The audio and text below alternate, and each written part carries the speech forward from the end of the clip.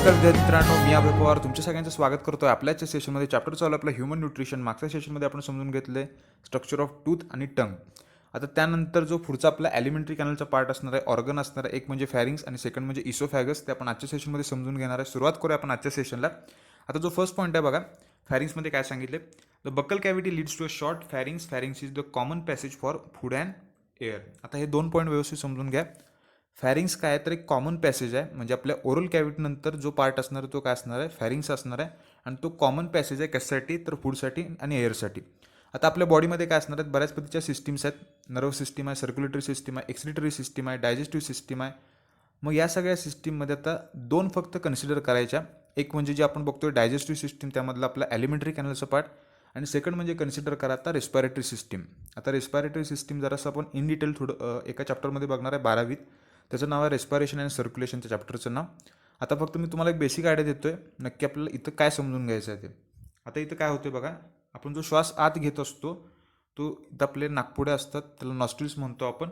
आणि त्यामध्ये काय होते बघा, हा जो पार्ट दिसतो आपल्याला नॉस्ट्रिलचा, तिथून आपण श्वास आत घेतो आणि तो कुठं जातो तर नॅझल कॅव्हिटीमध्ये जात असतो, किंवा त्याला नॅझल चेंबर म्हणतो आपण. त्यानंतर जो आपण काय एअर घेतोय म्हणजे ऑक्सिजन घेतोय, तो असं फॅरिंगच्या थ्रू कुठं जाणार आहे तर ट्रॅकियामध्ये. शब्द व्यवस्थित लक्षात ठेवा आणि प्रॉपर त्याचा सिक्वेन्स, प्रॉपर आपण ट्रॅक सगळा कुठं समजून घेणार आहे 12वीच्या आपल्या रेस्पिरेशन या चॅप्टरमध्ये. म्हणजे जो आपण श्वास आत घेतोय, जे काही गॅसेसचं एक्सचेंज होत असतं किंवा बाहेर टाकत असतो CO2 आपण, ते कशाच्या थ्रू होत असतं तर रेस्पिरेटरी ट्रॅकच्या थ्रू. त्यामधलं फक्त बेसिक एक पॉईंट बघतोय आपण, नॉस्ट्रिल्स, त्यानंतर नॅझल कॅव्हिटी, त्यानंतर फॅरिंग्स, त्यानंतर काय ट्रॅकिया. आणि ट्रॅकिया कुठं ओपन होणार आहे आपल्या लंग्समध्ये. आपली जी फुफ्फुसं असतात तिथं सगळा तो गॅस जाणार आहे, जो ऑक्सिजन घेतला आहे तो. आणि त्या फुफ्फुसामधून, त्या लंग्समधून CO2 परत आपण काय करत असतो, एक्सेल करत असतो, म्हणजे बाहेर टाकत असतो. एकदम बेसिक आयडिया बघा, समजून घ्या. रेस्पिरेटरी ट्रॅक, सुरुवातीला मी रेस्पिरेटरी ट्रॅक का सांगितला, कारण इथं दोन गोष्टी कन्सिडर करायच्यात आपल्याला. फॅरिंग्स हा कॉमन पॅसेज आहे फूडसाठी आणि एअरसाठी. म्हणजे एअर म्हणजे काय, इथं O2 आणि CO2 जे काय गॅसेसचं एक्सचेंज होत असतं. तिथं काय असतात, मेन दोन असतात, ऑक्सिजन आणि कार्बन डायऑक्साईड. आणि आपण शाळेपासून अभ्यास करत असतो की ऑक्सिजन आपण आत घेतोय, कार्बन डायऑक्साईड आपण बाहेर टाकत असतो. आता इथं काय होतं बघा, हा झाला रेस्पिरेटरी ट्रॅक झाला. तसंच आपला काय असणार आहे, ओरल पार्ट असणार आहे. त्यामध्ये आपण माउथ बघितलं, त्यानंतर ओरल कॅव्हिटी बघितली बघा. अन्नाचा जो घास गिळतोय आपण, तो कुठं जाणार आहे, या ओरल कॅव्हिटीच्या थ्रू, फॅरिंगच्या थ्रू. त्यानंतर ह्याच्या पाठीमागे एक जी ट्यूब असते त्याला म्हणायचं फूड पाईप, किंवा त्याला आणखीन एक शब्द आपण वापरत असतो, इसोफॅगस. एक आणि एक शब्द मी सांगतो व्यवस्थित, 2-3दा आपण डायग्रामसुद्धा बघणार आहे. आणि हे दोन्ही पॉईंट जराशी क्लिअर करून घ्या. पहिला मी काय सांगितलं, रेस्पिरेटरी सिस्टीम, त्यामध्ये काय नॉस्ट्रिल्स, नॅझल कॅव्हिटी, फॅरिंग्स, त्यानंतर काय आहे ट्रॅकिया. डायजेस्टिव्ह ट्रॅकमध्ये माउथ, ओरल कॅव्हिटी, फॅरिंग्स, त्यानंतर पाठीमागची जी ट्यूब असते, आता इथं डायग्राममध्ये नाही, पुढं आपण बघणार आहे.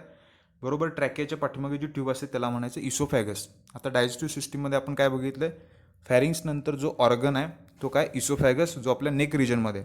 आता नेक रिजनमध्ये व्यवस्थित समजून घ्यायचं, आपल्याकडे दोन ट्यूब आहेत. नेक रिजनमध्ये आपल्याकडे दोन ट्यूब आहेत. पहिली जी पुढे जी ट्यूब असणार आहे, आता इथं त्याला एक शब्द आपण वापरतो व्हेंट्रल साईड, आणि इकडे शब्द वापरतो आपण डॉर्सल साईड. जो आपला पोटाकडचा भाग आहे त्याला म्हणायचं व्हेंट्रल साईड, आणि जो आपला पाठीकडचा भाग आहे त्याला म्हणतो आपण डॉर्सल साईड. माझ्या मते ॲनिमल किंगडममध्ये जरासं मी तुम्हाला व्हेंट्रल आणि डॉर्सल हे दोन्हीचं व्यवस्थित सांगितलं, मिनिंग काय असतं ते. एवढंच फक्त लक्षात ठेवायचं, हार्ट कुठं आहे आपल्या व्हेंट्रल साईडला, आणि जो पाठीचा कणा असतो तो पाठीमागा असतो, म्हणजेच कुठं असतो तर डॉर्सल साईडला. जर आपण कन्सिडर केलं, जर तुम्हाला विचारलं ट्रॅकिया कुठं प्रेझेंट आहे, तर त्याचा आन्सर असणार आहे व्हेंट्रल साईडला. जर आपण गळ्याला हात लावला तर तिथं आपल्याला थोडंसं असं हार्ड जाणवत असतं. तो पार्ट काय असतो, इथे C शेप असे कार्टलेज असतात, थोडंसं कार्टलीसारखं काय ते स्ट्रक्चर असतं. ते 12वीमध्ये जरासं आपण समजून घेणारं स्ट्रक्चर, ते ट्रॅकियाला सपोर्ट करत असतं. आणि त्या ट्रॅकियाच्या बरोबर पाठीमागे एक जी ट्यूब असते त्याला काय म्हणतो आपण, इसोफॅगस, त्याला फूड पाईप म्हणतो आपण. आणि जरा आणखीन एकदा व्यवस्थित आपण समजून घेणार आहे. हे सगळं मी कशासाठी सांगितलं, कारण जो काय आपण श्वास आत घेतोय, या नॉस्ट्रिलच्या थ्रू, तो नॅझल कॅव्हिटीमध्ये जाणार, परत जाणार कुठं आहे तर फॅरिंग्समध्ये, आणि त्यानंतर तो जाणार कुठं ट्रॅकियामध्ये. सेम तसंच आहे बघा, अन्नाचा घास आपण खाल्ला, ओरल कॅव्हिटीमध्ये गेला, परत तो कुठं गेला बघा, इसोफॅगसमध्ये गेला. आता त्यानंतर बघा, इथे सुद्धा दिसते आपल्याला, श्वास आपण आत घेतला, नॅझल कॅव्हिटी, हा सगळा पार्ट फॅरिंगचा, आणि कुठं गेलं बघा ते परत, तर हा पार्ट कुठला आहे बघा तर ट्रॅकिया. अन्नाचा घास आपण खाल्ला, माउथ, ओरल कॅव्हिटी, त्यानंतर हा जो पार्ट दिसतोय त्याला काय म्हटलं आपण तर इसोफॅगस. माउथ, काय तर ओरल कॅव्हिटी, त्यानंतर ही जी ट्यूब आहे पाठीमागची ट्यूब त्याला काय म्हटलं आपण इसोफॅगस. सिक्वेन्स व्यवस्थित लक्षात ठेवा. आता इथं 3 शब्द जराशे इम्पॉर्टंट आहेत, आपल्या पुस्तकामध्ये सुद्धा मेन्शन केलेत बघा. 3 शब्द काय आहेत तर त्याला म्हणायचं नॅझोफॅरिंग्स, ओरोफॅरिंग्स आणि हायपोफॅरिंग्स. परत इथं समजून घ्यायचं, श्वास आपण आत घेतला तो कुठं गेला आपल्या नॅझल कॅव्हिटीमध्ये, आणि जो आपला ओरल कॅव्हिटीचा पॅलेट आहे त्याच्याबरोबर वर असणार आहे. पॅलेट जो पार्ट आहे त्याच्या काय असणार आहे, बरोबर वर असणार आहे. आता एक समजून घ्यायचं, तुम्हाला क्वेश्चन पडत असतोय, नॅझल कॅव्हिटी जिथं फॅरिंग्समध्ये ओपन होते त्या पार्टला आपण काय म्हणणार, नॅझोफॅरिंग्स. साधू सोपं आहे बघा. नॅझल कॅव्हिटी फॅरिंग्समध्ये ज्या ठिकाणी ओपन होते त्याला काय म्हटलं आपण, नॅझोफॅरिंग्स. त्यानंतर बघा ओरल कॅव्हिटी जिथं ओपन होते फॅरिंग्समध्ये त्याला काय म्हणायचं, ओरोफॅरिंग्स. फॅरिंगचे काय बघतोय आपण, रिजन्स बघतोय.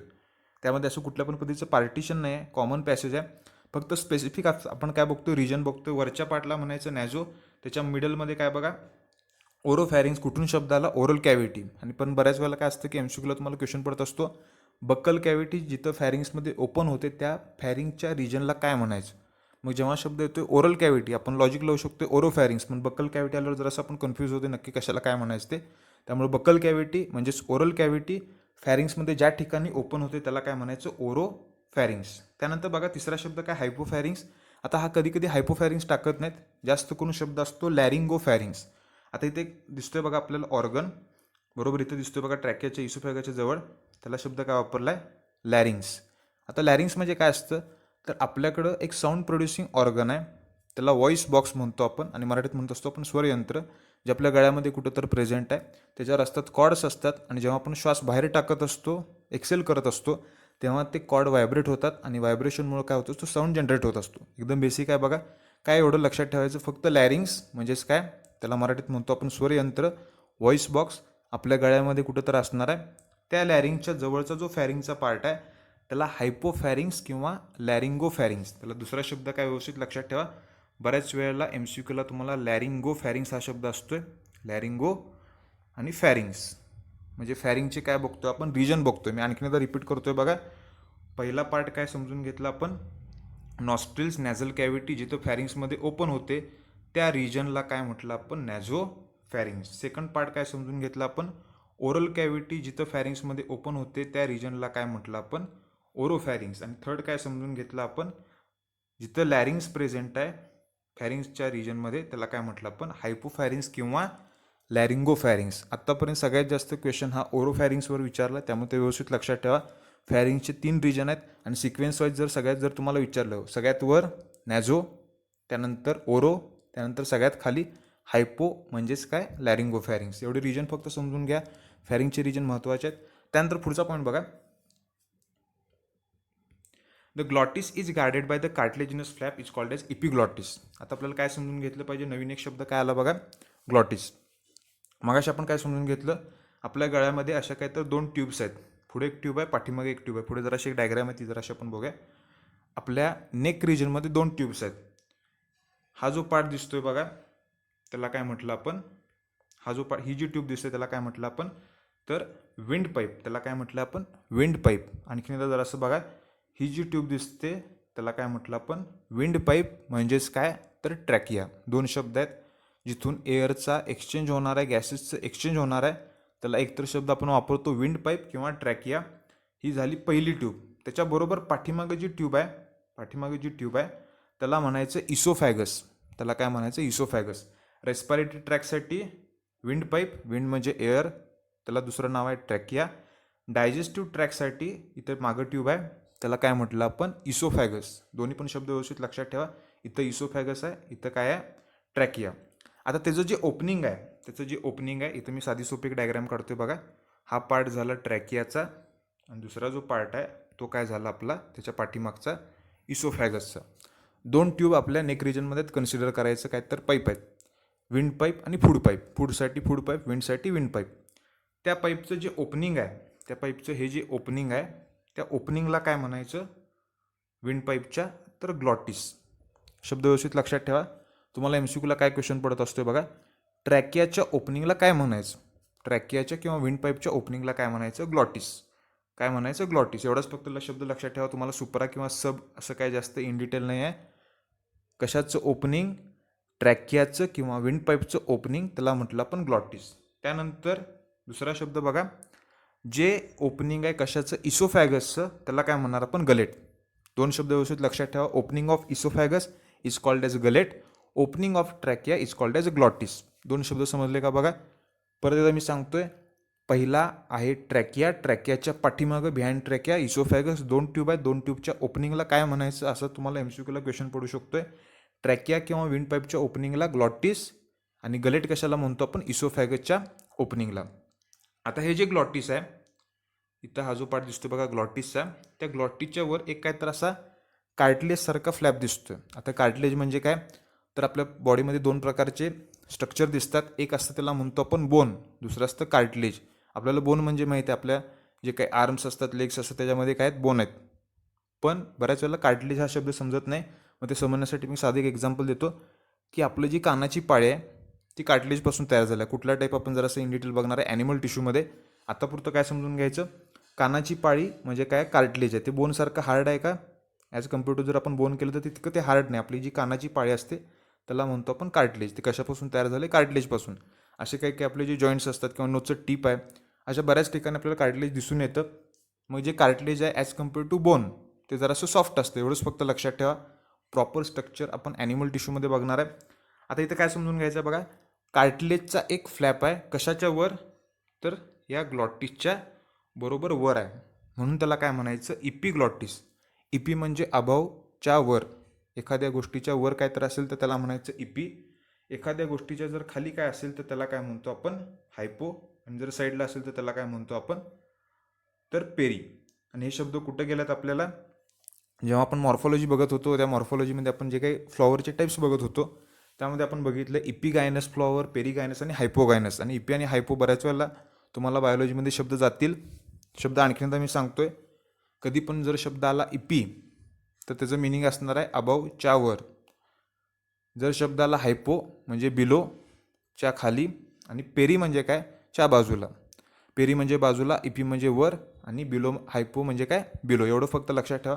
ग्लॉटिसच्या वर एक कार्टिलेजचा फ्लॅप आहे, म्हणून त्याला काय म्हटलं आपण, इपिग्लॉटिस. त्याला काय म्हटलं आपण, इपिग्लॉटिस. आता हे इपिग्लॉटिसचं काय फंक्शन आहे, ह्याचं काय रोल आहे, आपण मागं बघा पॉईंट काय इथे सांगितलं आहे. इपिग्लॉटिसचं काय फंक्शन आहे, आणि सगळ्यात महत्त्वाचा MCQचा क्वेश्चन हा न्यूट्रिशनवर हा जो आहे तो बघा. आणि सारखा हा क्वेश्चन पडत असतो इपिग्लॉटिसच्या फंक्शनवर. Epiglottis close during the swallowing action and preventing the entry of food into the trachea.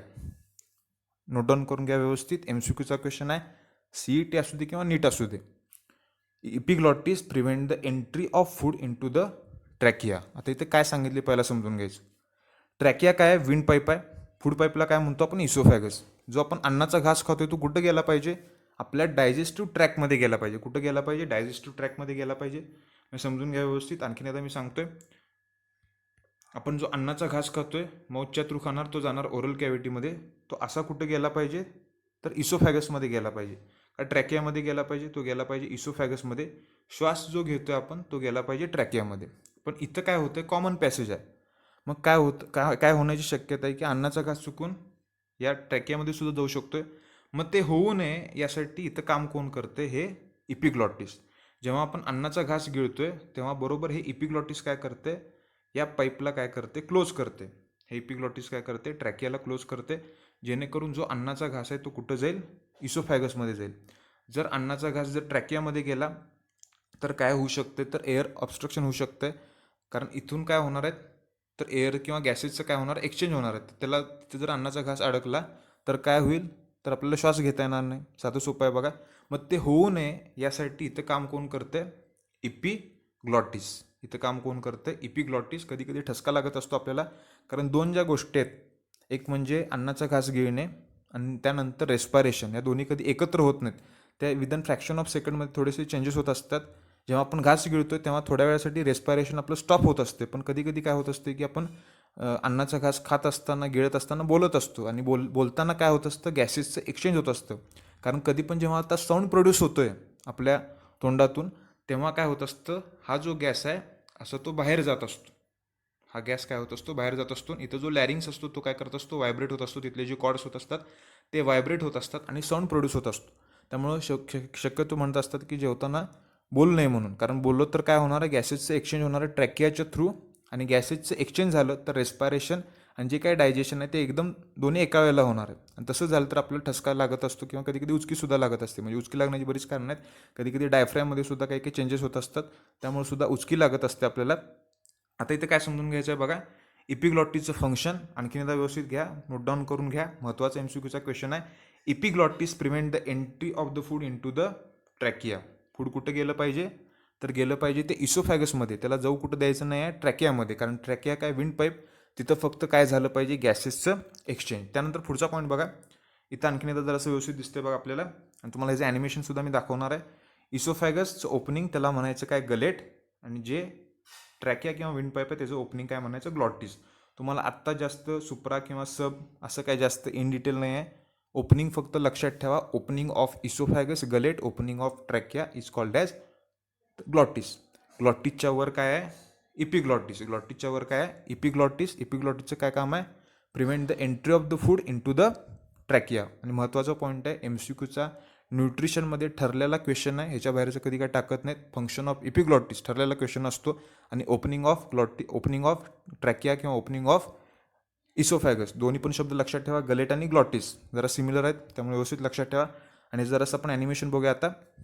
आपल्याला बेसिक एवढं समजलं की एक फॅरिंग्स असा काय तर पार्ट आहे जो कॉमन आहे पॅसेज कशासाठी, तर आपल्या एअरसाठी आणि फूडसाठी जे आपण कन्झ्युम करणार आहे. म्हणजे स्पेसिफिक आपण आता डायजेस्टिव्ह सिस्टीम बघतोय. आता एक ऑर्गन असतोय त्याला म्हणायचं लॅरिंग्स. तो साऊंड प्रोड्युसिंग ऑर्गन आहे. जेव्हा आपण हवा बाहेर टाकत असतो तेव्हा ते जे कॉर्ड्स असतात ते व्हायब्रेट होत असतात आणि साऊंड प्रोड्यूस होत असतो. इथं काय समजून घ्यायचं आहे आपल्याला, जो इपिग्लॉटिसचा पार्ट आहे, आता अन्नाचा घास दिसतोय बघा आपल्याला, ब्लू कलरमध्ये दिसणार आहे. अन्नाचा काही जो काही घास आपण गिळतोय तो आता इथे दिसतोय बघा. ओरल कॅव्हिटीमधून कुठं आता गेला पाहिजे, तो इसोफॅगसमध्ये गेला पाहिजे. पण तेव्हा काय होत असतं, ट्रॅकिया थोड्या वेळासाठी क्लोज होतो, आणि तो कुणामुळे होतोय, इपिग्लॉटिसमुळे. बरोबर आपल्याला दिसते बघा, ट्रॅकियाच्या वर काय दिसते आपल्याला, इपिग्लॉटिस दिसते, ॲरो करून दाखवले. तो आता घास कुठं जातोय बघा, तर इसोफॅगसमध्ये जातोय. पण हे कधी होतंय, जेव्हा वरचा जो फ्लॅप आहे इपिग्लॉटिस तो काय करतोय, ग्लॉटिस म्हणजेच ट्रॅकिया काय करतोय, क्लोज करतोय. आणि जो अन्नाचा घास आहे तो कुठं जातोय, आपल्या इसोफॅगसमध्ये. एकदम बेसिक आहे बघा, फार काय अवघड नाही. इपिग्लॉटिसचं फंक्शन व्यवस्थित लक्षात ठेवा. त्यानंतर आपण पुढचा पॉईंट बघूया. The lower region of the pharynx is called as oropharynx. The lower region of the pharynx त्याला काय म्हणायचं, ओरोफॅरिंग्स. मगाशीच आपण बघितले म्हणजे नॅझोफॅरिंगच्या खाली काय, oropharynx. The oropharynx opens into the oesophagus through the gullet. इसोफॅगसच्या ओपनिंगला काय म्हटलं आपण, गलेट. त्यानंतर जो पुढचा पार्ट आहे बघा, तो काय आपला इसोफॅगस.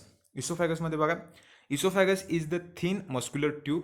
It lies behind the trachea. Trachea पहिला आहे आणि ट्रॅकियाच्या पाठीमागं बरोबर काय असणार आहे, तर इसोफॅगस असणार आहे. त्याची लेंथ लक्षात ठेवा, MCQचा क्वेश्चन आहे. 25 सेंटीमीटर लेंथ आहे. Long tube passes through and नेकच्या थ्रू पास होत असते. Central aspect of rib cage. आता इथं काय होतं बघा, रिब केज म्हणजे जे काय आपल्या रिब्स म्हणजे आपल्या बरगड्या असतात. म्हणजे जरा तुम्ही कतर माहिती असं काय तर सपाडा बघितला असेल, सांगाडा बघितला असेल हाडाचा, तर त्यामध्ये जे काही आपले लंग्स आहेत त्याला प्रोटेक्ट करण्यासाठी बाजूला त्याच्या काय असतात, आपल्या बरगड्या असतात. आणि त्याला सगळ्याला एकत्रित रिब केज म्हणतो आपण. आणि जरासं आपण जो आपला लास्ट चॅप्टर आहे स्केलेटन, त्यामध्ये आपण बघणार आहे सगळे जे काही बोन्स असतात ते कुठले कुठले ते सगळे. आणि पुढचा पॉईंट बघा, pierces the diaphragm and joins the stomach. आता हे डायफ्रॅम काय असतं बघा, आपल्याकडे एक 2 कॅव्हिटी कन्सिडर करा, थोरॅसिक आणि त्यानंतर काय असतं त्याला म्हणतो आपण ॲबडॉमिनल कॅव्हिटी. थोरॅसिक कॅव्हिटीमध्ये इथं आपले काय असतात, लंग्स असतात. ॲबडॉमिनल कॅव्हिटीमध्ये आपले जे काही व्हिसरल जो काही पार्ट आहे, म्हणजे आपले स्मॉल इंटेस्टाईन असेल किंवा स्टमक असेल, हे सगळे पार्ट आहेत तिथं, किंवा लार्ज इंटेस्टाईन असेल, हे सगळे तिथं ऑर्गन प्रेझेंट असतात. दोघांच्या मध्ये एक जो पडदा असतो, हा जो पडदा असतो त्याला काय म्हणायचं, तर डायफ्रॅम. त्याला काय म्हणायचं, डायफ्रॅम. 2 कॅव्हिटीज आहेत, इथं लंग्ससाठी थोरॅसिक कॅव्हिटी, इथं स्टमक किंवा जे काही आपले व्हिसरल ऑर्गन्स आहेत, स्टमक एक लक्षात ठेवा, त्यासाठी काय, ॲबडॉमिनल कॅव्हिटी. आपल्या लक्षात ठेवा, ॲबडॉमिनल कॅव्हिटीमध्ये सगळ्या पार्टमध्ये स्टमक नाही, फक्त इथं लेफ्ट साईडला स्टमक असते आणि इथं लिव्हर एक ऑर्गन असतो आपल्याकडं. फक्त एवढं काय समजून घ्यायचं की डायफ्रॅम म्हणजे काय, थोरॅसिक, आणि खालची जी ॲबडॉमिनल कॅव्हिटी आहे ह्याच्यामधला जो पडदा आहे त्याला काय म्हणायचं, डायफ्रॅम. आणि डायफ्रॅमचं जरासं आपण 12वीच्या चॅप्टरमध्ये रेस्पायरेशनमध्ये त्याचा ॲक्च्युली काय रोल असतो एक्सचेंज ऑफ गॅसेसमध्ये, इन्स्पिरेशन किंवा एक्सपिरेशनमध्ये, ते व्यवस्थित आपण समजून घेणार आहे. आता पुरतं काय समजून घ्यायचं, डायफ्रॅम प्रेझेंट आहे, कुठं प्रेझेंट आहे, थोरॅसिक आणि ॲबडॉमिनल कॅव्हिटीमध्ये. इसोफॅगस बघा इथं लेंथ किती आहे 25 सेंटीमीटर आणि कशाला कनेक्ट झाला आहे तो आता आपल्या स्टमकला. त्यानंतर बघा पुढचा पॉईंट,